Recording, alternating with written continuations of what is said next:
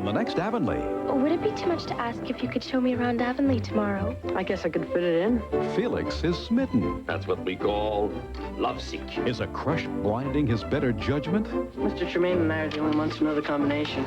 You did put the envelope containing the money in here, didn't you? Miss King's handbag. It's missing. A cameo brooch. It's been stolen from my room. I found Mrs. Milling's brooch. It was in Adeline's room. On Avonlea, Monday at 8 p.m., 7 Central. Next, the Disney Channel's Hot Day continues with more family fun. Stay tuned.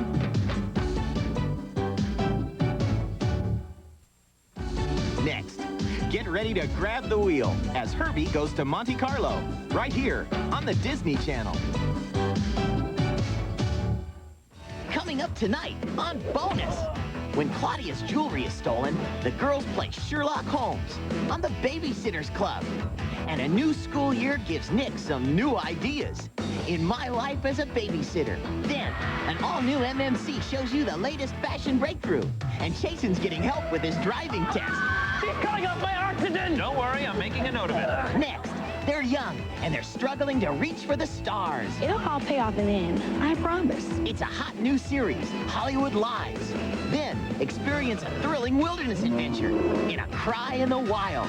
All on Bonus, tonight at 6 p.m., 5 Central. The biggest mouse in show business is back. Oh, boy, I'm back in business. In an all-new adventure. I hate adventure. Perfect. You're hired. Called Runaway Brain. You're not really gonna... Your brain in his body. The Disney Channel takes an exclusive look at his legendary career. And at the making of his first new animated short in 40 years. Let her go. See it all in a brand new special. Mickey reeling through the years on the Disney Channel. You're so sweet.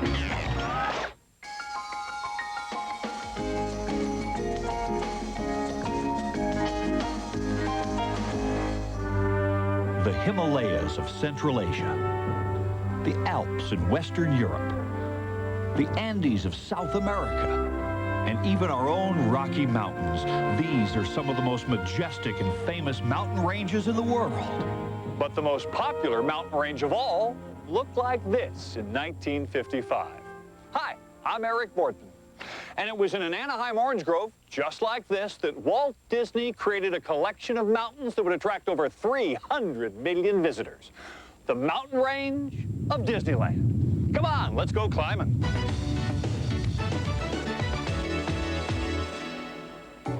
You know, for many people, what remains their most vivid memory of Disneyland is the contest in the car on the way there to see who could be the first to spot the top of the Matterhorn. But not many people know the real origin of this attraction. Walt Disney used to vacation in Switzerland, and in 1959 he produced a feature film shot on location there called Third Man on the Mountain. And although the movie's treacherous peak was referred to as the Citadel, you can tell it's none other than the Matterhorn. And later that same year, Walt began construction at Disneyland on a replica of the Matterhorn, a 1/100th scale model, complete with a thrilling bobsled ride.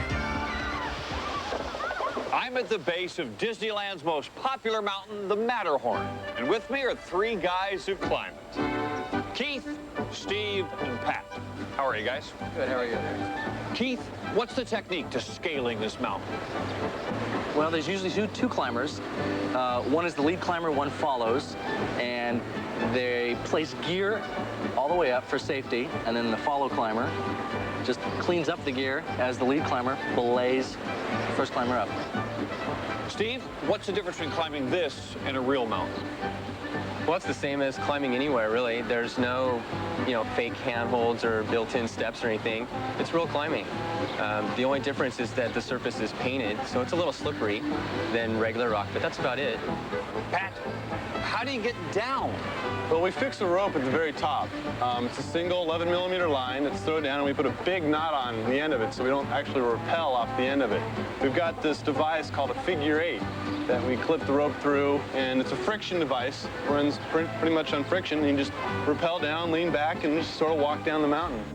My next summit was Space Mountain, so I talked to the Senior Vice President of Walt Disney Imagineering, John Hench. John, you've been involved with Disneyland from the very beginning. Tell us how Space Mountain came to be. Well, it didn't just happen overnight. Was it called Space Mountain in the beginning? No, that name kind of be associated with it because it started to look like a mountain. This ride was built in 1976. Now, most people don't know that Walt was actually involved from the very beginning, but he certainly was. He was in the planning for a long time, wasn't he? Oh, indeed, yes. Well, I think that the first time I heard about it was in '65. What was the very beginning? Did Walt call you and say, I've got this great idea for a roller coaster inside in the dark about space? Yes, he did. I suppose he'd had some experience with the Matterhorn. I think that he decided that if we somehow enclosed the whole thing, we could control all the lighting. We'd get more effects out of it. Yeah. What is so amazing about it being dark inside? Well, you cannot see where you're going, for one thing. You don't know whether you're turning right or left. You seem to be floating in actual space.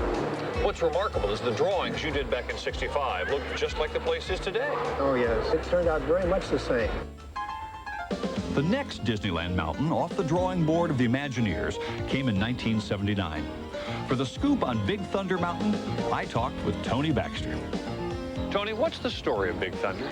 Well, when Disneyland opened, there was an attraction called Rainbow Ridge, and it had a ride in it called the Rainbow Mountain Mine Ride. And in 1960, Walt expanded that to become Nature's Wonderland, which had pack mules and the train through Beaver Valley and Nature's Wonderland. And in 1977, we bid goodbye to all of that and began constructing Big Thunder Mountain, which opened in 1979. Every attraction has a theme. What's this theme? So this one married into the Wild West of the Gold Rush era, into Frontierland, so it was a fairly logical fit. We were able to save some of the old mining town over there from the Rainbow Ridge area of Nature's Wonderland, so there's some old and new mixed together in this one. Now, be honest with me. Do you ever come out here and just ride like a kid? Absolutely. That's what I was doing that last Friday night on this one. As a matter of fact, they let us go around twice. And it's really an out-of-control mine ride through bat-infested caves and phosphorescent pools, and finally climaxing in a giant earthquake inside the center of the mine itself. Well, you know, Eric, you've covered just about all the important mountains in Disneyland, but there is another hidden one that people really don't know about. Before Big Thunder Mountain was open, there was a part of the Nature's Wonderland, and it included a mountain called Cascade Peak, and it's still here. You can catch it if you ride the Mark Twain. On the front side, though, you'll be able to see something else that's kind of special. We took the last train car from the old Nature's Wonderland mine train ride and parked it out there in kind of a crashed condition as though an avalanche came down off the side of Cascade Peak. So the next time you're out and ride the Mark Twain ride, take a look for the last of Nature's Wonderland.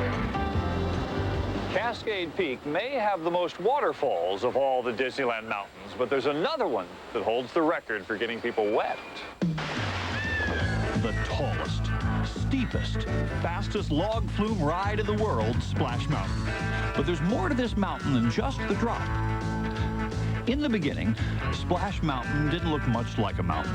It kind of looked more like a hole. But after nearly 22 months of construction, topped off by some final landscaping touches, this log ride, inspired by the Disney film Song of the South, was ready to go. How do you do? Mighty pleasant greeting. How do you do? Say it when you're meeting. How do you do? With everyone repeating. Pretty good show as you want. Over 100 audio animatronic characters from the America Sings attraction were relocated to their new home, where they perform atop the largest animated prop ever built. Gather together this wonderful day. After seeing what went into making Splash Mountain, I just might have to take the plunge myself. You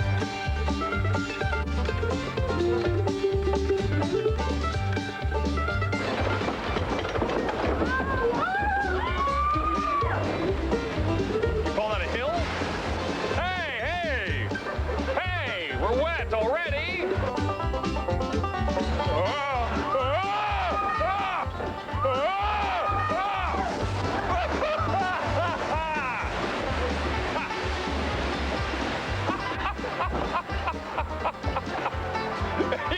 You know, there's a lot to be said for the Himalayas and the Alps and all the rest. But the mountains of Disneyland have a world's worth of thrills all in one place. Towel, please. It can't be your chocolate cake or your... The good old days. Things just seemed simpler then. Something terrific is going to happen. But there was still a feeling of fun and adventure in the air. You're a game old rooster, Colonel. I'll say that for you. And people really watched out for one another. Oh, those pint-sized detectives and their mysteries. I wish I could relive some of those moments. Now you can at the Disney Drive-In. Huh? Classic Disney movies and series that were popular when television was young, and movies captured the imagination of the entire family. That I am proud to admit. That's great! Saturdays, beginning at 1:30 p.m., 12:30 Central, pull up to the Disney Drive-In for a glimpse of yesteryear. Gee, thanks. He's a real swell guy. Thank you, and please come again. Next, get ready to grab the wheel as Herbie goes to Monte Carlo, right here on the Disney Channel. After years of failure as an inventor, Wayne Zielinski is taking his best shot. The machine works. Do the kids know? Well, yeah, the kids know. That's great. It's not that great. Why? I shrunk the kids. What? It's the high-flying Disney comedy, Honey, I Shrunk the Kids, Sunday at 7 p.m. 6 Central on the Magical World of Disney, presented by Kodak. On the next Ocean Girl, the search for Neri's sister is about to end. Then it looks like she's been sent to some kind of special school. With the discovery of a girl possessing extraordinary powers. She's so strange. Young Jane is a mystery waiting to be solved. Now, Jason must win her trust. They call you Jane Seaforth, right? But we know your real name is Mayra. Before it's too late. Jane Seaforth will be transferred to Ubi. Don't miss Ocean Girl, Monday at 7:30, 6:30 Central. Your response to our Kodak Family Photo Gallery has been great. And now, we'd like to share the latest images of family we've received.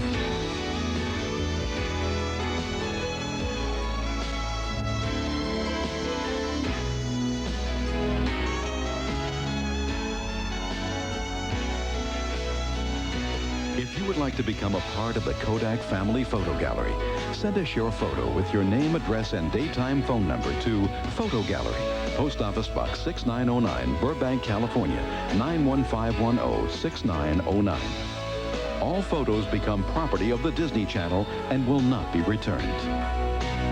Keep watching the Disney Channel, and you could see your family picture right after the magical world of Disney on the Kodak Family Photo Gallery.